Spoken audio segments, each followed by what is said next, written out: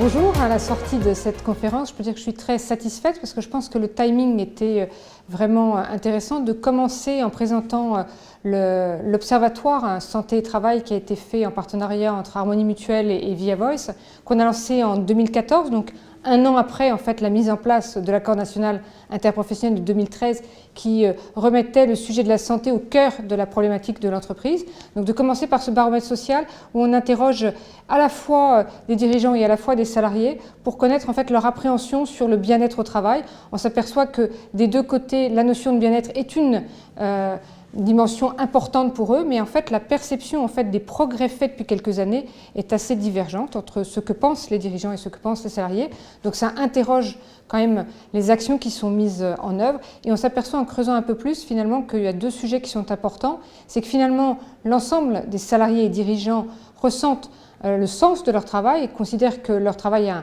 est intéressant. En revanche, ils sont inquiets de l'avenir puisque l'avenir n'est pas tracé et ça on peut le rapprocher des grandes modifications actuelles que touche l'environnement économique, à savoir la digitalisation du travail, les changements des métiers. Et que ce soit du côté des dirigeants ou des salariés, il y a une forme d'inquiétude qui demande en fait plus de mise en relation et qui demande plus de retour de la part des dirigeants vers les salariés. Et là, on voit que les salariés demandent de la reconnaissance et là, il ne s'agit pas uniquement de reconnaissance salariale, mais d'autres formes de reconnaissance. Alors après, ce qui était intéressant, c'est d'entendre des DRH et des dirigeants partager leurs expériences, de voir un peu ce qui peut être fait et chacun partage l'importance effectivement de cette transformation des métiers, les métiers qui sont touchés, comment on va pouvoir améliorer les choses en rendant en fait le salarié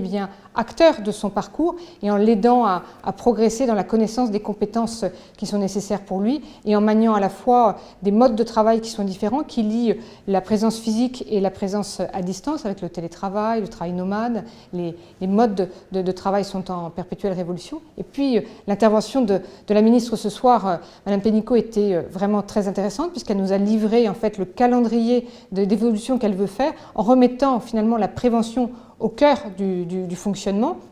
la prévention sur les accidents du travail, mais la prévention sur la qualité de vie au travail, en travaillant avec les partenaires sociaux, puisque le dialogue social est essentiel dans cette dimension-là. Et on peut dire que ça nous a fait spécialement plaisir au sein d'Harmonie, puisque ce sont des sujets sur lesquels on travaille depuis très longtemps. On est persuadé que le dialogue social est essentiel et on est persuadé que la prévention est un axe essentiel de recherche d'engagement. Et l'engagement est nécessaire pour justement appréhender des dispositions qu'on ne connaît pas encore. Puisque quand on dit que les métiers de demain ne sont pas tous connus, eh bien le dirigeant ne va pas pouvoir accompagner ses collaborateurs sur l'appréhension de son travail au quotidien. Donc il va falloir qu'il les emmène plutôt sur un mode d'engagement nouveau. Et ces modes d'engagement nouveaux, eh bien, on les aura en faisant de la prévention adaptée à chaque entreprise.